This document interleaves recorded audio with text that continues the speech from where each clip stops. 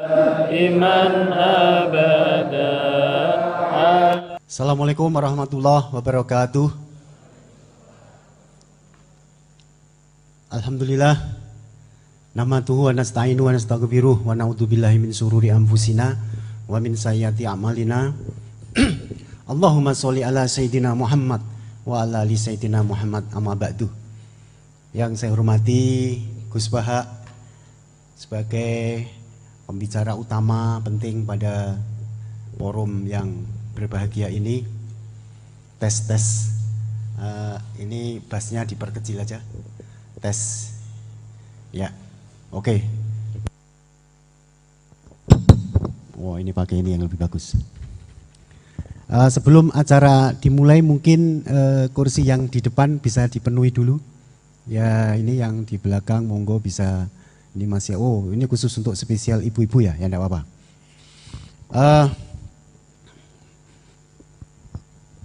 Pada kesempatan kali ini kita mendapat kehormatan Unisula, Universitas Islam Sultan Agung, dalam rangka peringatan Tahun Baru Islam, yang ini adalah agenda tahunan rutin. Dan nanti puncaknya Gus, kita akan adakan rapat senat terbuka untuk kegiatan peringatan Tahun Baru Islam ini. Menjelang tahun ini kita akan adakan rapat senat karena ini amanat statuta untuk Tahun Baru Islam ini. Puncaknya ialah penganugerahan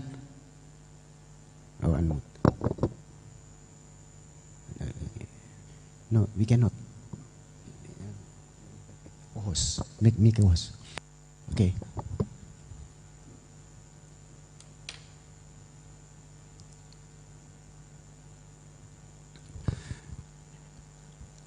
Pada waktu Gebiar Muharram nanti kita akan adakan Budaya Award. Dan ini salah satu agenda yang ada ialah hari ini, rangkaian dari Gebiar Muharram. Kita alhamdulillah sudah kerawan pembicara yang sangat, wah tidak bisa saya sebutlah beliau ini, karena YouTubers ini yang saya ikuti, yang terbaru apa ini? Saya selalu mengikuti beliau, dan viewers yang jutaan di dunia maya ini, beliau memang tidak mempunyai akun khusus, channel khusus. Padahal kalau mempunyai channel khusus ini per bulan bisa $1.000 ini. Tapi beliau untuk apa $1.000 bagi beliau? Channelnya tidak usah dibuat.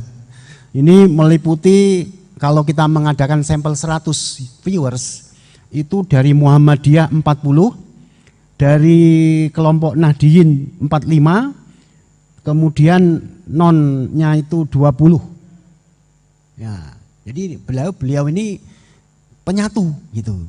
Kemudian dari bapak-bapak mayoritas, ibu-ibu 40% gitu. Kita mau survei secara detail aja ya. Sebagian besar inilah kaum milenial menyukai beliau. Nah, ini kita nanti akan jadikan bahan taufik riset untuk hibah. Tipe-tipe, ya hibah bersaing dikti untuk topik-topik ke depan untuk, nah ini. Saya minta untuk pusat studi Islam untuk mengkaji kayak begini ini, penting.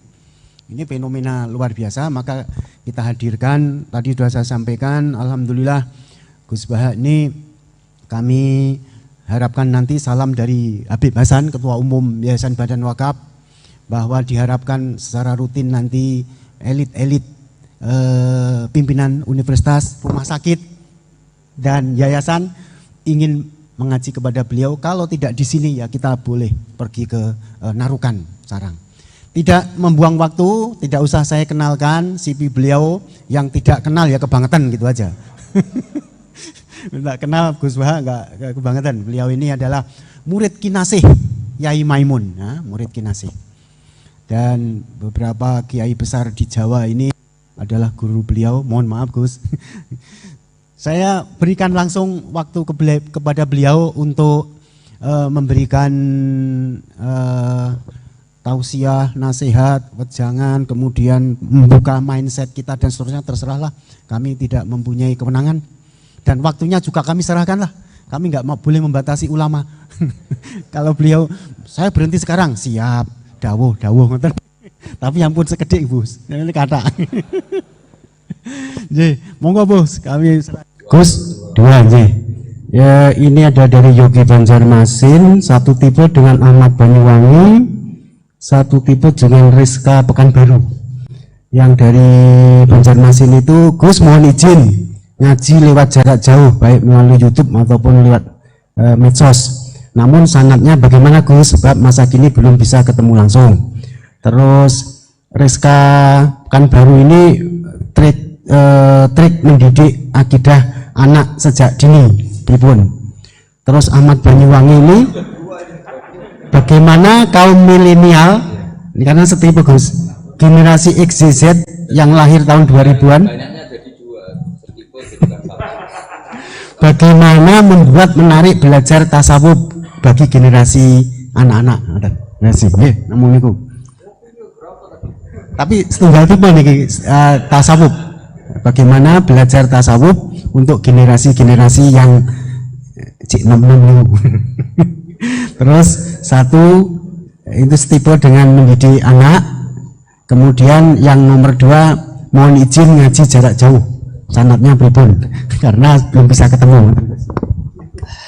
Begini ya, saya mungkin yang kesekian kali ya punya tamu dari Kalimantan, dari Sulawesi. Memang kalau sebagian mereka pernah mondok itu tersiksa karena ngaji saya hanya lewat virtual atau lewat medsos.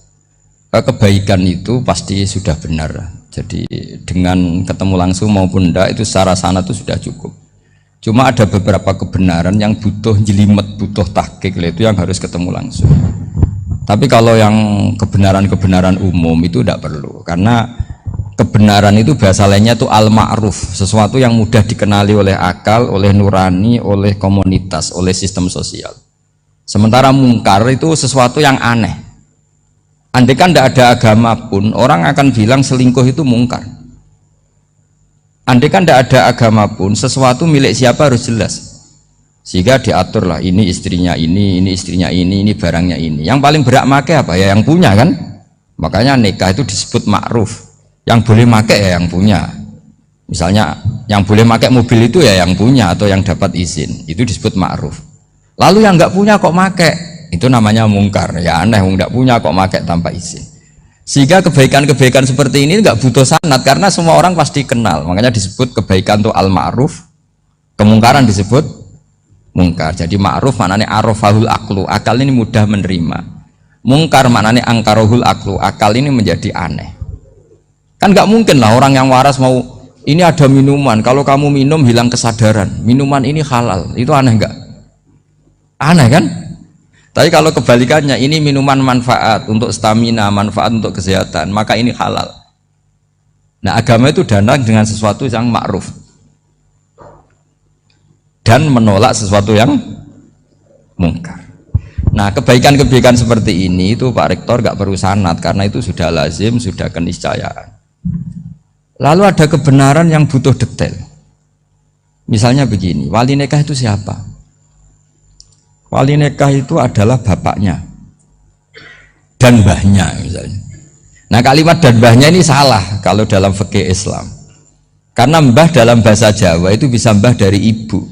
Sementara dalam otoritas Islam nggak memberikan hak ke mbah dari ibu. Seperti ini nggak boleh. Terus misalnya orang Kalimantan menikahkan putrinya dinikahkan oleh mbah dari ibunya hanya karena berdasar fatwa. Oh kemarin Gus Bah atau Kiai siapa dawuh wali itu kalau nggak bapak ya mbah, wong ini mbahnya.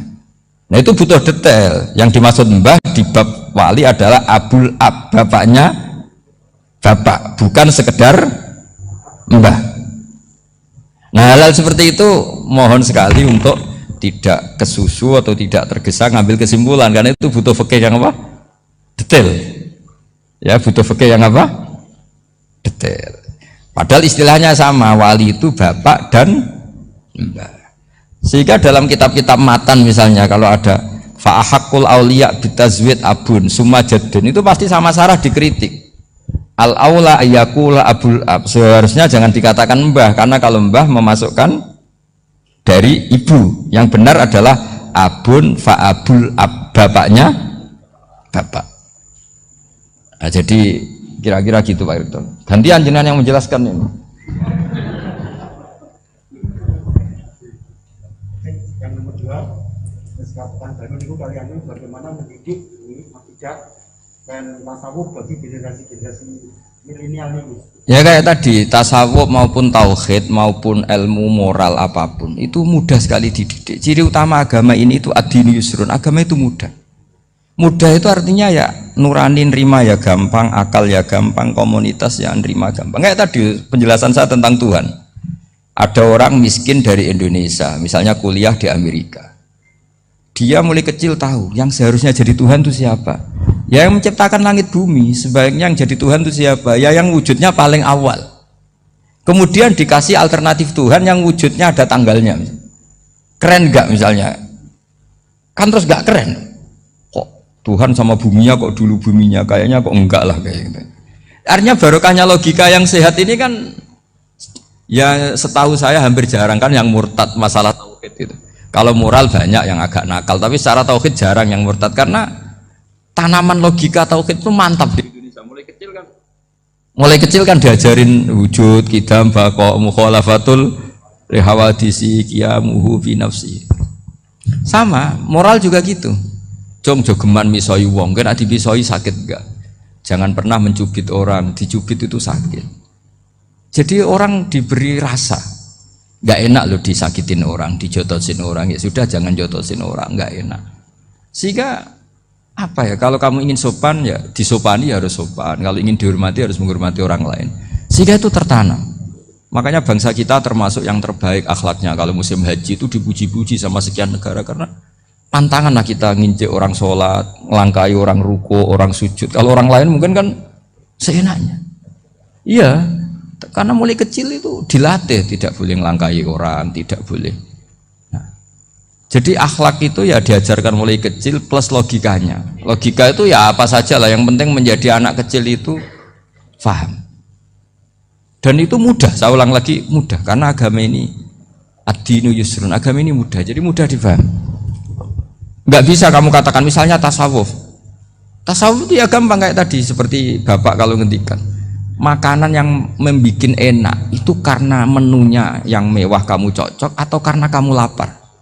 Lama-lama orang kan berpikir, ya setiap puasa itu kok tempe enak, tahu enak, tapi kalau sudah buka, sudah kenyang, apa saja semuanya menjadi tidak enak. Padahal kualitas menunya masih enak, tapi gara-gara kenyang menjadi tidak enak. Berarti penyebab enak itu lapar apa menu? Lapar. Jadi apa ya, kearifan ini loh yang menjadikan luar biasa. Makanya tadi ada kalimat yang benar, wa ja'alaha kalimatam baqiyatan fi aqibih. Jadi Ibrahim adalah nabi yang sukses menanamkan filosofi kebenaran ke anak cucunya. Dah, yang terakhir. Dah. Ini Siti Mutmainah dari Undip. Yeah. Maunya bergabung tapi karena terbatas, mohon izin Gus mengingat mati kebaikannya nopo untuk keluarga maupun pemimpin. Wah, ya bagus lah kalau itu. Kalau di kitab-kitab yang saya baca, ingat mati itu tidak selalu baik, juga tidak selalu buruk. Malah kalau menurut Sayyid Abdul Al-Haddad, khusus yang para pelajar yang mencari ilmu itu nggak baik ibadahnya ingat mati, karena dia harus dinamis, harus mobil. Kalau ingat mati kan terus lemes. Tapi kalau untuk pejabat harus ingat mati, kalau enggak korupsi terus itu. Harus ingat mati. Jadi kalau manfaat bagi keluarga begini ya, saya merasakan ini. Tanya anak saya itu baru tamat aliyah kemarin, yang satu barusan mondok sarang baru 2 bulan atau 1 bulan. Itu saya kalau bilang ke anak-anak gini, kamu ketemu saya itu harus spesial, bisa saja bapak besok itu meninggal. Jadi semua hari itu spesial, karena jangan-jangan ini kenangan terakhir. Nabi itu kalau ngajari orang supaya sholat khusyuk, sholli ka'annaha sholatu muwaddi'in, kamu sholat seakan-akan itu sholat terakhir kamu. Wah, itu mesti serius. Kamu ketemu istri seakan-akan terakhir pertemuan, kayak mau pergi ke New Zealand atau ke Amerika aja, malam itu spesial karena besok istri saya pergi. Bayangkan kalau itu terakhir mau mati, sampai ngamuk serasi lah kan gitu. Jadi hikmah ingat mati itu makanya Nabi diantara riwayat ya, Meskipun riwayat ini diperdebatkan, tapi jelas ini satu petua yang baik. Wa'mal li akhiratika ka'annaka tamutuhud, dan kamu beramal untuk akhiratmu seakan-akan besok itu mati. Maka sholat kita akan spesial, hidup kita akan spesial karena kenangan kita terbaik ya sekarang, besok sudah mati. Sehingga anak-anak saya itu sama saya itu senang sekali. Saya juga sama anak-anak senang. Karena kesempatan ini tidak selalu ada. Jadi, nah, tapi ada kalimat untuknya wa'mal di dunya ka'ima kata isu abadan, untuk duniawi kamu seakan-akan hidup selamanya. Itu maksudnya itu rileks saja. Misalnya hari ini urusan nggak selesai, besok masih ada hidup. Nggak selesai, besok masih hidup, sehingga rileks. Tapi kalau urusan akhirat harus selesai sekarang karena besok sudah mati. Jadi ingat mati itu positifnya ya tadi, semuanya akan indah. Coba orang yang mau meninggalkan Indonesia, misalnya nyuwun sewu LSM yang biasa demo atau mahasiswa yang biasa demo, terus tawarin besok kamu kuliah di Rusia, itu warung apa saja kenangannya baik semua karena mau meninggalkan Indonesia. Tapi kalau tahu gak meninggalkan Indonesia, demo terus. Orang-orang sering demo, tawarin ke luar negeri, kira-kira mau nggak? Pasti lebih suka apa? Indonesia. Orang paling miskin yang ngeluh terus di dunia ngeluh gak pernah nikmat, tawarin mati, mau nggak? Nggak mau kan? Nah, jadi untuk supaya hidup ini nikmat, semuanya itu anggap kenangan terbaik Anda, dan itu bisa saja kenangan terakhir. Makanya resepnya Nabi supaya sholat khusyuk apa? Sholli sholatam wadiin, kamu sholat ka'anha sholatum wadiin, seakan-akan itu sholat apa? Terakhir. Sehingga terus kita nyaman, kita apa, dan kita nganggap ini sholat yang terakhir. Nanti ternyata masih lagi, ya sudah itu sholat yang terakhir lagi, sehingga semuanya apa? Spesial. Ya gitu Pak Rektor. Terima kasih Gus. Ini pertanyaannya total ada 135, tapi saya himbau kepada para penanya, ini misalnya ya ada pertanyaan bagaimana kami ini berada di organisasi yang fasilitas materinya itu kecil, jenengan tidak usah bertanya di saat ini, nanti ikuti YouTube, itu ada edisi beliau yang terakhir, ada tema ceramah beliau itu sudah menjawab ini, nanti ikuti di YouTube bisa menjawab pertanyaan jenengan, itu ada, itu sudah ada materinya. Jadi 135 penanya ini mohon dicari search di Google, jawabannya sudah ada di situ semua. Oke. Ya terakhir ini bagaimana kalau kami materinya sedikit, apakah kami harus ngalah? Ini edisi 3 hari yang lalu Gus Bahak sudah mengeluarkan itu. Nah gitu. Oke, saya kira demikian nggih. Yang offline sampun ridho? Sampun nggih. Saya soalnya paling takut kalau nanti dimarahi beliau. Demikian apa yang bisa kita sajikan kepada para pemirsa baik online maupun